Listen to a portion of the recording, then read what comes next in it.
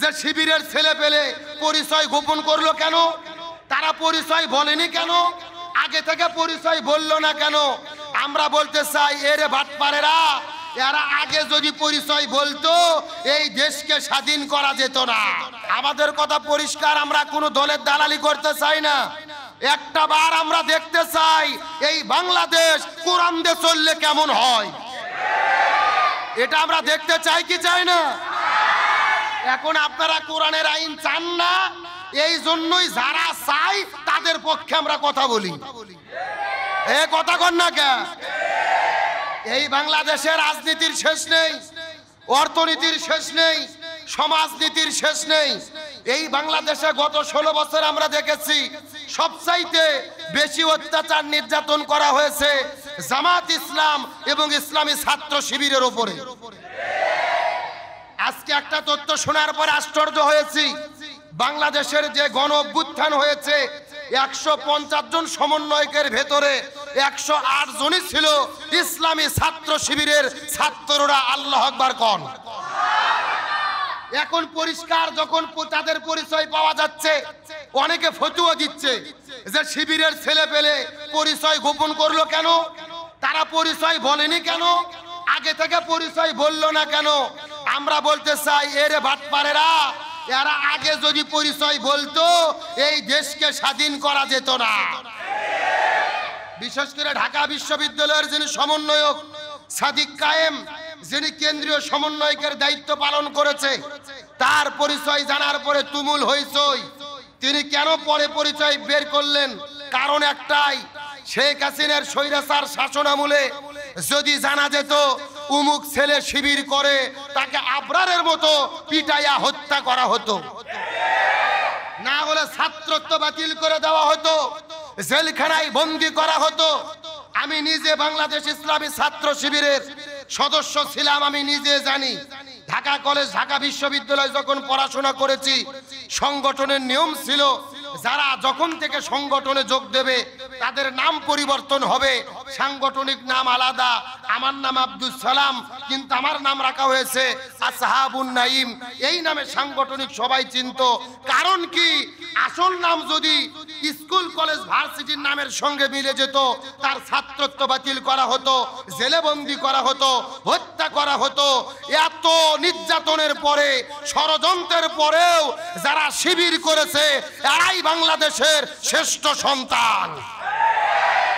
তার কারণ দুনিয়ায় কিছু চাওয়ার জন্য কিছু করে নাই, তারা দুনিয়ায় দ্বীন ইসলাম কায়েমের জন্য কাজ করেছে। এই বাংলাদেশ ইসলামী ছাত্র শিবির এক বিশাল নিয়ামতের নাম, এটা তারাই বুঝেছে যারা শিবিরের সংস্পর্শে ছিল।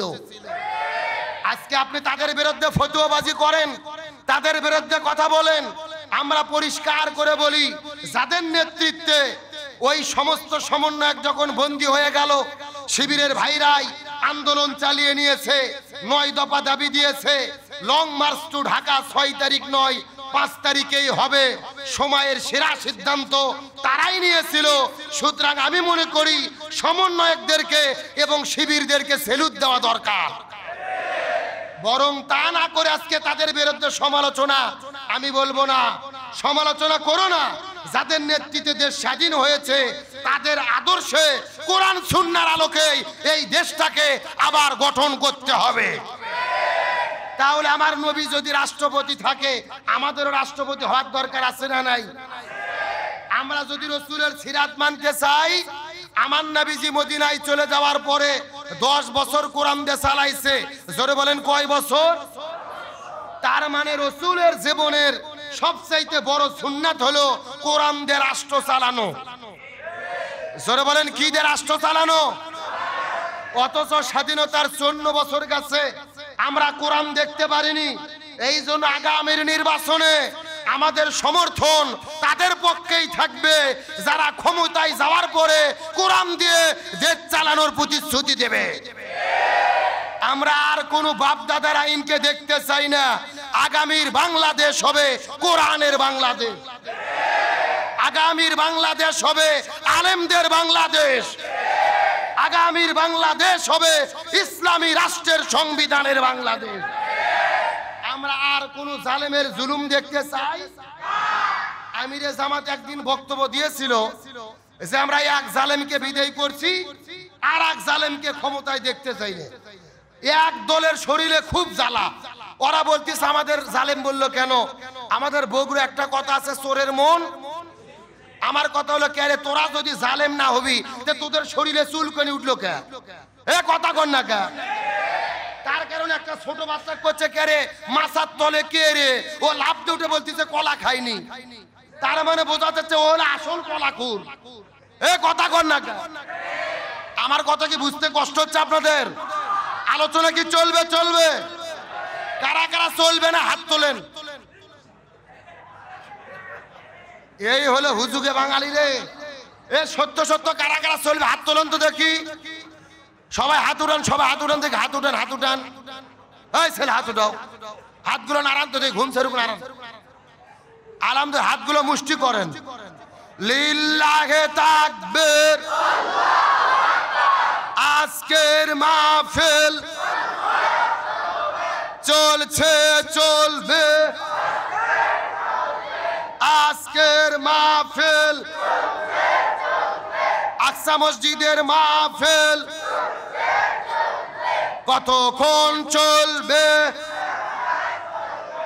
সারা রাত। এটা কি হুজুর মারা আওয়াজ নাকি?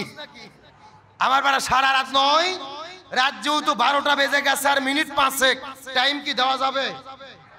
কথা বলেন চলবে? তবে কোনো দিকে তাকাতাকি করা যাবে? তাহলে জোরে বলেন, নবী যদি রাষ্ট্রপতি থেকে থাকে আলেমদেরকেও রাষ্ট্রপতি হওয়ার দরকার আছে না নাই? আমার প্রিয় বন্ধুগণ, মুসলমান ভাইরা গভীর মনোযোগ। আমার নবীজি 1 নয় 2 নয় 27টা জিহাদের নেতৃত্ব দিয়েছে। চিৎকার করে বলেন কয়টা? একজনও কথা কয় না রে। 27টা। জোরে বলেন কয়টা?